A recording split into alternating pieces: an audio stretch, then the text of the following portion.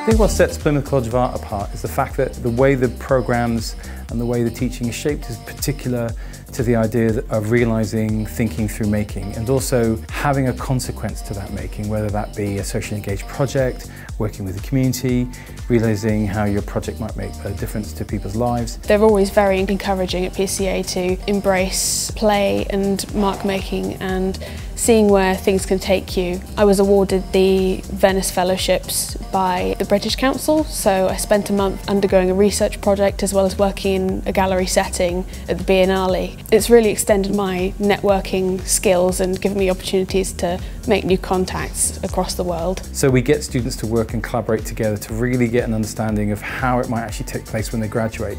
So some of those collaborations might manifest in student projects across different subject areas or different specialisms or with different material practices.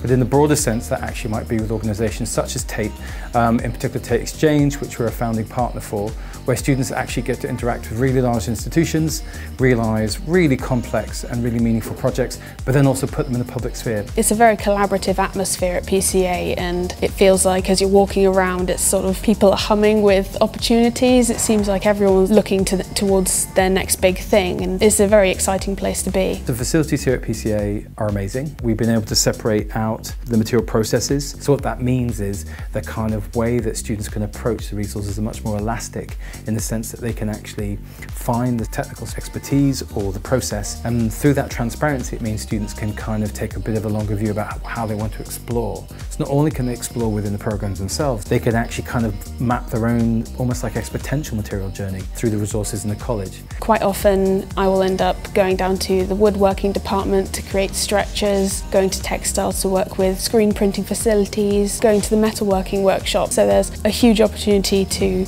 extend your work into a multimedia practice.